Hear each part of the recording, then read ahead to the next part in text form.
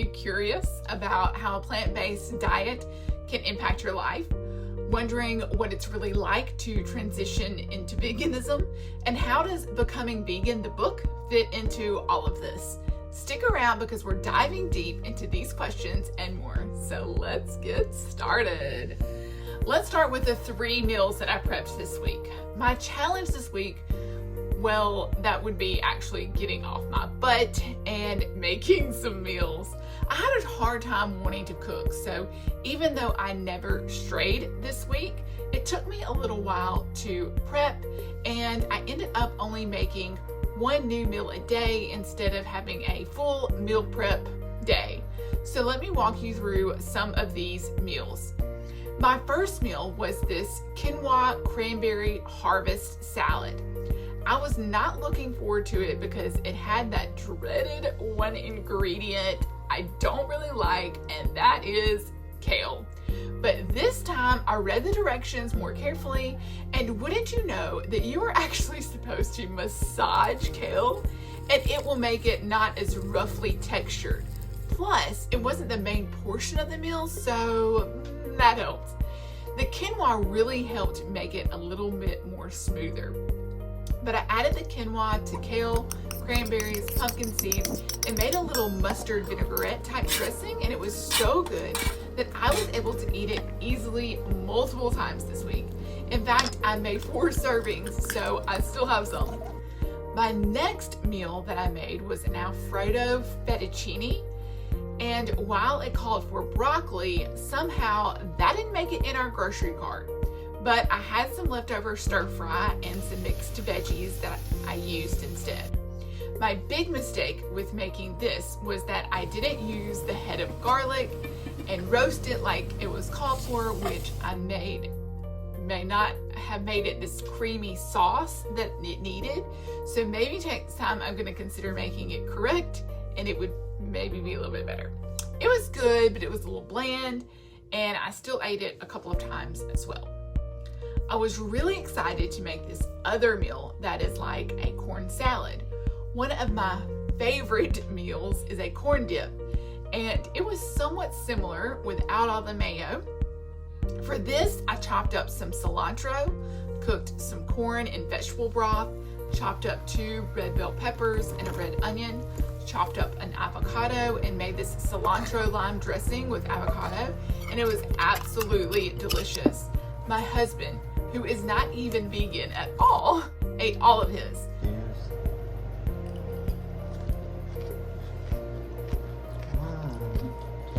At first, I didn't think it would make 4 servings, but it did, and now I still have some left to eat for the next couple of days. So let's move into what else I did differently this week, and that was to implement intermittent fasting.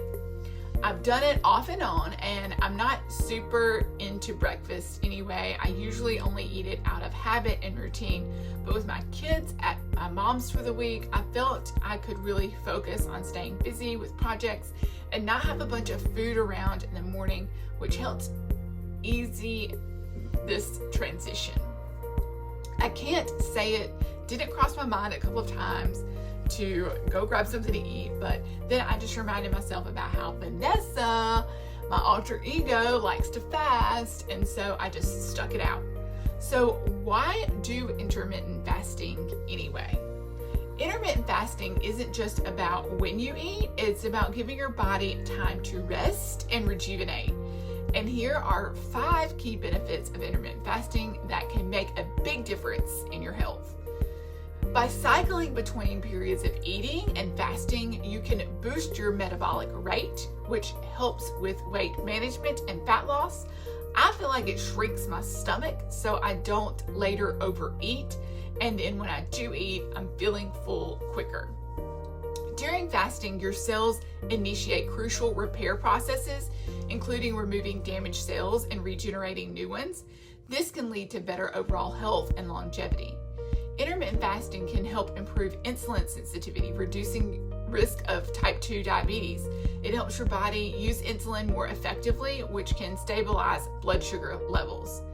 Fasting may increase the production of brain-derived neurotrophic factor, a protein that supports our brain health, learning, and memory. It's also thought to reduce the risk of neurodegenerative diseases like Alzheimer's, which I think run in my family.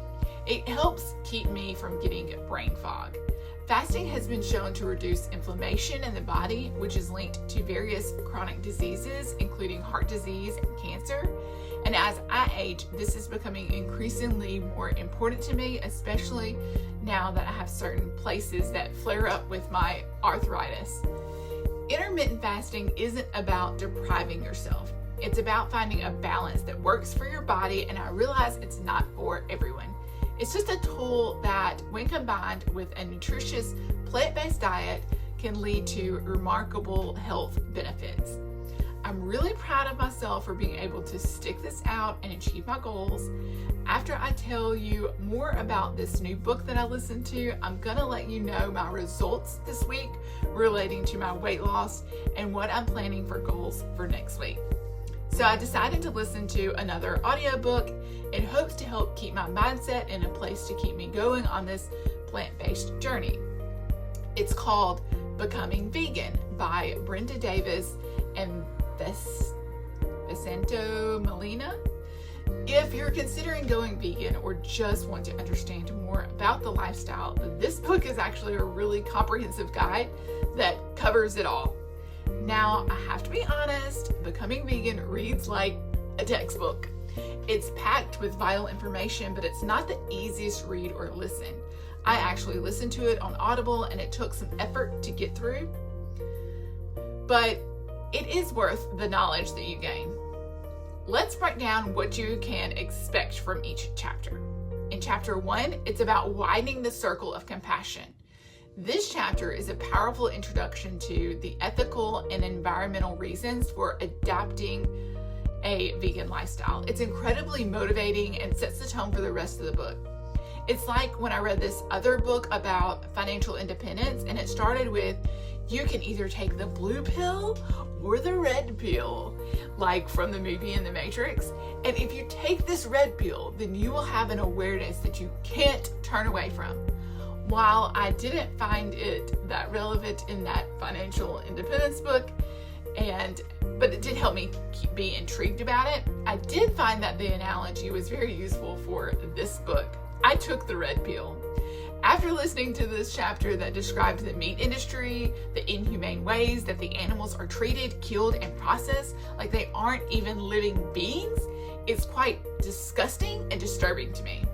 In addition, all of the environmental issues, from the methane gases and just the awful ways animals are treated and their waste is going into the environment, as well as the torture to our souls, leaving them depleted, that there's likely going to be an extreme crisis with our food in the near future, and something needs to change. And just like I tell my clients in therapy, and also remind myself often, I can't change anyone else's behavior, but I can change my own. This just gave me one more powerful reason to stay vegan. In chapter 2 is the Great Vegan Advantage. And here, Davis and Melina explain the fundamentals of vegans' influence on overall health, such as the benefits of reduced chronic illnesses, diabetes, heart disease, and the one I want to greatly reduce of my chances, cancer. Just another added reason for becoming vegan. Chapter 3 focused on protein power from plants. There's a pretty big misconception that vegans don't get enough protein, but actually this chapter reveals how wrong that actually is. And while of course anyone's diet can be lacking in certain nutrients, if a vegan chooses not to eat things with a variety of protein sources, sure, they're going to lack protein, but there is protein in almost all plants. Not only that, the body absorbs it better when it does come from plants. Chapter 4 is balancing fats. This chapter is when I really started to lose momentum and actually realized maybe this is to let this book is not the book that I thought it was going to be. It actually reads more like, the textbook. But it discusses the importance of fats. So actually, it didn't matter all that much how much fat intake, within reason. But those are the higher fats that could still be relatively healthy, but they are getting from nuts and avocado and coconut oil, One concern was over omega-3 fatty acids and the potential of using supplements to help, as well as taking a B12 vitamin. In chapter 5, it's about carbohydrates. So of course this chapter talked about different carbohydrates and choosing them wisely and which ones can give the most benefits. Chapter 6 was on minerals and chapter 7 was on vitamins. The audiobook was 24 hours in length, which made me realize that I'll likely not listen to all of it. So I skipped some other chapters about clean and strong vegan eating, expecting vegans, growing vegans, prime of life, and then I got to weighty matters. And when I got to weighty matters, I wanted to learn some more, but it mostly ended up talking about eating disorders. But it did discuss how we think of calories being equal, and weight is based on calories in, calories out, but it's actually way more complicated than that. I mean, you have to consider genetics and your environment, as well as your metabolism and your hormones, your body build, and so forth. So I think doing this diet will help ease my mind on the weight front, because my overall goal, while yes, I need to lose some excess weight, it isn't about making my body perfect to society's standards, but it's about my overall health. And I'm frankly tired of trying to count calories or protein or fats and carbs and macros and keto or whatever else is trending. My new trend is just eat plants and non-processed food with little to no added sugars. Another aspect about becoming vegan is that people assume that you can't build muscle or strength being vegan, but there is a whole chapter on just that concept as well. And the very last chapter was on vegan plate and menus. So my take on reading Becoming Vegan, while it might not give you a plethora of meal plans, which is kind of what I was expecting a little bit, there's only about 20 minutes dedicated to that. The real impact lies in the initial chapters. The reasons to go vegan, as discussed in the first few chapters, are incredibly powerful and thought-provoking. If you're serious about understanding the vegan lifestyle, Becoming Vegan is, I would say, a must read as you want. Just be prepared for a little bit textbook feel. It's packed with crucial information that can really help you on your journey. So, what was my accomplishment this week? How much weight did I lose? It was 2 pounds. I'm happy that I'm losing, but I also know that my culprit had been eating a slice of homemade sourdough bread with some plant-based butter just about every day. And I knew this was a problem last week, but I didn't want my bread to go to waste. I plan on in the future maybe only having bread once or twice a week if I made a sandwich or need a bun, but never in addition to a meal, and to freeze the bread so it doesn't go bad. Bread has never been helpful to my weight loss journey, as flour just turns into sugars. So what then are my goals and plans for next week? I'm not quite sure exactly everything that I want to do yet, but I know of 2 things that I want to try. One is to find a good recipe for a plant-based burger, and the other is to do the brownie recipe from the Plant You cookbook that I've been using. So come back next week to discover how this vegan is moving into another era. Comment one of your favorite vegan foods and I will try to make it.